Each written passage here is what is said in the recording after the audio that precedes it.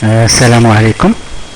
Donc, suite à la vidéo précédente dans laquelle nous avons vu comment alimenter un spinner, une liste déroulante à l'aide d'un array adapteur. D'accord. Nous avons vu comment afficher des informations, une liste de personnes dans une liste déroulante. La voilà. D'accord. Donc, dans cette vidéo, nous allons voir comment, cette fois, par exemple, faire le test sur ListView. Avec cette fois-ci un adapteur de type simple adapter. D'accord, nous allons voir. Donc dans la vidéo précédente, nous avons travaillé avec un layout standard fourni par le SDK. D'accord, et nous avons affiché des informations qui se trouvent dans une liste. D'accord, c'est une array list dans une liste de personnes. Cette fois, nous allons afficher une liste view et nous allons afficher une liste de personnes. Donc pour ce faire, je vais rapidement créer une deuxième activité, une activité vide. Je vais considérer que c'est l'activité de lancement, d'accord. Il se lance, d'accord. Adaptage finish, d'accord. Une activité se crée, d'accord. J'ai plus besoin, d'accord. Donc c'est l'activité qui se lance, d'accord. Donc là je vais redéployer mon application, d'accord. Maintenant j'ai l'activité numéro 2. Donc pour le moment l'activité n'affiche rien. Voilà, donc on a des constraints, d'accord. Je préfère le plus simple, relative layout. En fait, constraint, c'est une amélioration de relative layout, d'accord. C'est une version améliorée de relative layout. En plus, elle est, je pense, d'accord,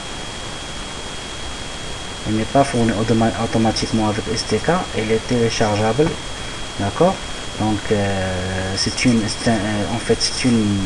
une dépendance qu'on ajoute à notre projet, d'accord. Donc, on a les dépendances, donc les fichiers Gradle, d'accord, c'est une dépendance supplémentaire. Donc si vous n'utilisez pas, vous pouvez penser à enlever cette ligne d'ici pour ne pas ajouter la bibliothèque ou le package, le jar dans votre APK après génération, d'accord.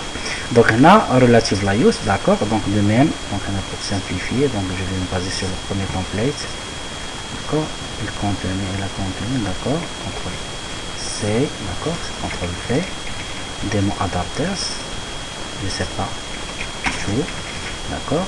Maintenant, qu'est-ce que j'avais fait, donc, d'accord, j'avais fait, c'est ça, d'accord, c'est ça, d'accord, c'est juste pour aller plus vite, d'accord. Pour pouvoir travailler avec ListView, il suffit d'ajouter le widget, d'accord. Donc, en largeur, je veux que ça occupe toute la largeur. En hauteur, ça occupe seulement ce dont elle a besoin. Maintenant, bon, on reprend tout. C'est bon, d'accord. Mais sauf qu'il y a une interférence, automatiquement, je dois le faire au-dessous. Et maintenant, comme il est là, quoi, le titre, c'est bon, d'accord. Et par la suite, je vais lui attribuer aussi un ID parce que je vais l'utiliser dans le code Java. ListView des personnes. C'est pas grave. Très bien, c'est pas grave. C'est très simple. Pour le moment, nous n'avons rien fait. Voilà, nous n'avons rien fait. C'est juste un label, un message avec une ListView. Pour le moment, il est vide. Regardez. D'accord, rien ne va s'afficher. Nous allons afficher ce qu'on appelle le text view. Et par la suite, la ListView, elle est vide. D'accord. Allons dans le code Java, le main de activité, déclarons un objet de type ListView et faisons l'instanciation. Donc qu'est-ce que je vais faire? Donc on a démoulé comme d'habitude r.id.lv. D'accord. Donc nous avons besoin des données, d'accord. Si vous vous rappelez, nous avons une classe qui que nous avons utilisé pour charger des données. D'accord? Comme j'ai dit, imaginez que c'est une couche qui a accès à une source de données, une base de données bien service web REST, okay, qui cherche les données et puis le recherche. Donc qu'est-ce que je vais faire? Je vais ajouter une méthode publique. Bon, array list h map string. Regardez, donc je vais vous dire pourquoi hmap, d'accord, parse to list of hmaps. Donc pas grave, d'accord, juste pour vous donner une idée sur le rôle de cette méthode, d'accord. Donc on a array list hmap string, d'accord, par exemple list égale new.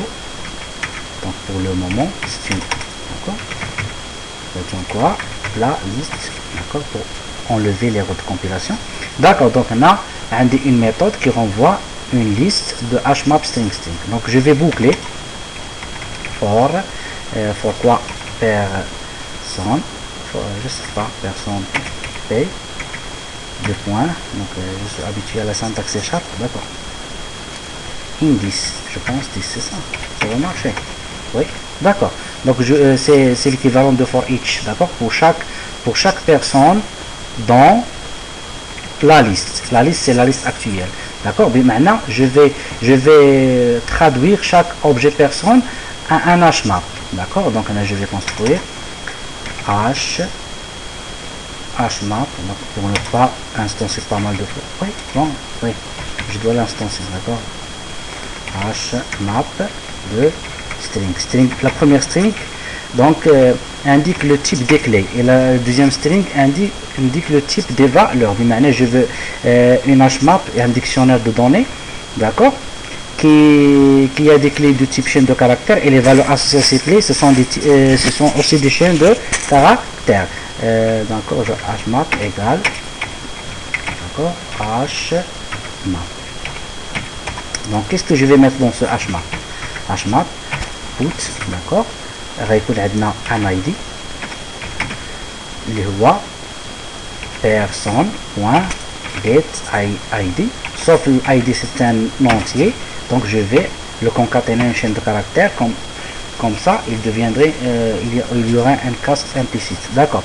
J'ai ce qu'on appelle id, le nom, prénom et actif, nom, prénom,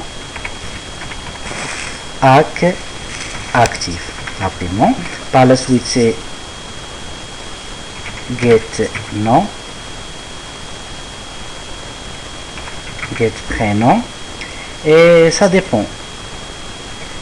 Is active, c'est un booléen. Si c'est booléen, je veux que ce soit oui, sinon je veux que ce soit non, d'accord. Donc là j'ai un hmap, d'accord, que j'ai alimenté, qui se compose de 4 données, id, nom, prénom. Donc ce sont des chaînes de caractères, et les valeurs associées à ces chaînes de caractères sont aussi des chaînes de caractères. Et par la suite nous allons ajouter ce hmap dans la liste. Donc on a hmap, d'accord. Donc là je vais ajouter un log, d'accord, log comme log, d'accord, très bien. La méthode hmap, je vais faire comme pour la première activité, créer le tag à l'extérieur, déclarer en fait le tag, d'accord, pas ici, d'accord, sinon c'est pas grave, oui, ici pourquoi pas. Donc je vais enlever le log d'ici, d'accord, je vais enlever le log d'ici, d'accord, j'aurai plus besoin de cette inclusion, d'accord, voilà, d'accord. Maintenant je vais instancier un objet de type data,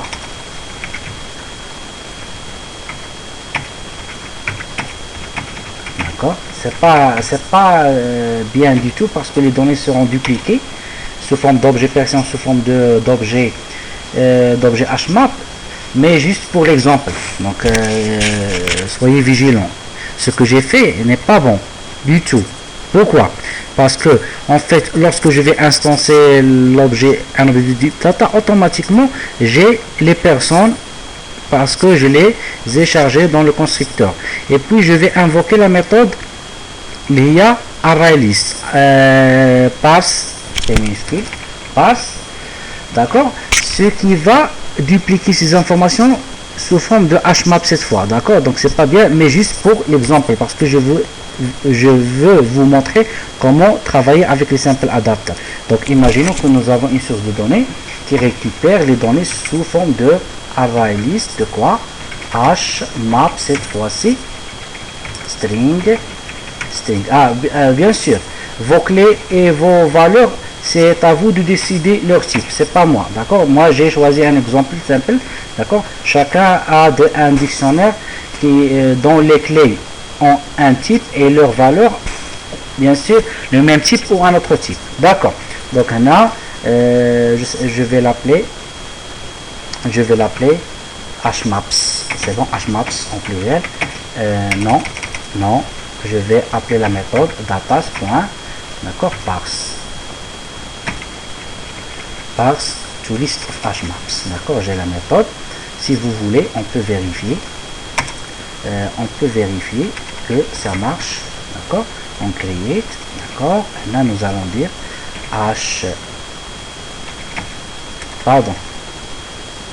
concaténation, bien sûr, hmaps.size. Nous devons trouver 6, d'accord. C'est des mots adapters. Je réexécute l'application. Nous devons voir on create 6, d'accord. C'est un appareil, je vais changer, puis je vais revenir, d'accord. On create 6, d'accord. Le voilà. Donc j'ai bien une liste de HMAP bien remplie. Maintenant, qu'est-ce que nous devons faire, d'accord. Donc qu'est-ce que nous devons faire? Donc dans cette ligne, j'ai instancié un objet de type ListView à partir de la ListView qui se trouve dans le layout. Ça veut dire, j'ai récupéré cet objet dans le code Java et je l'ai stocké dans la référence LV personne. Maintenant, nous allons avoir besoin, rappelez-vous, j'ai dit ça dans la dernière vidéo, lorsque j'ai un widget qui affiche une liste de données, donc j'aurai besoin bien sûr d'une instance du widget et par la suite d'un adapteur, parce que c'est l'adapteur qui se charge d'afficher les données, dans ce cas une liste de HMAP, dans le widget, à savoir la liste view dans ce cas. Donc pour l'exemple numéro 2, je vais utiliser ce qu'on appelle un simple adapter, d'accord. Un adapter égale new simple adapter, d'accord. Voilà, CTRL P. Quels sont les paramètres? Donc nous avons une seule forme. Le premier argument à passer, c'est le contexte. Comme j'ai dit, on passe dans ce cas l'activité main2.10. CTRL P. Le deuxième paramètre, c'est un objet de type liste de quelque chose qui hérite map. Et HMAP hérite bien map. Regardez. Si nous allons dans la... Regardez. HMAP extend abstract et implement map. D'accord. Automatiquement, nous avons bien ce dont nous avons besoin. Regardez. D'accord. Donc extend en fait implement. D'accord. Donc là, l'important que la liste que j'ai respecte ça. Donc là, je vais HMAPS. Le troisième paramètre. En fait, le troisième paramètre, c'est un layout. Regardez, ressources. Donc c'est un entier parce que les ressources dans le code Java, elles sont repérées par des entiers. D'accord, des entiers créés au fur et à mesure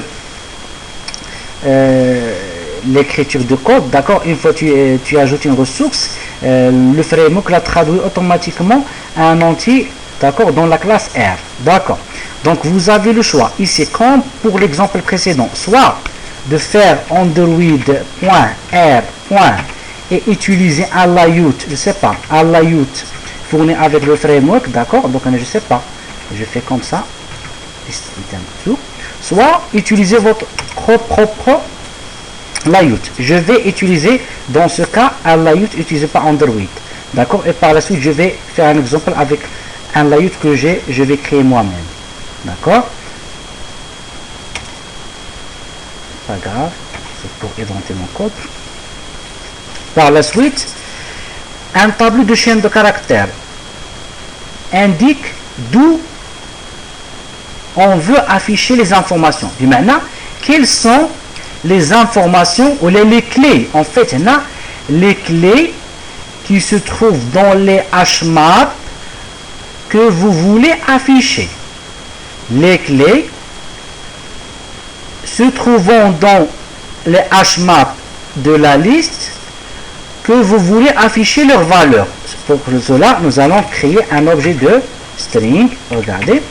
Donc, mon layout pour le moment, il a ce qu'on appelle deux text view. Texte 1 et texte 2.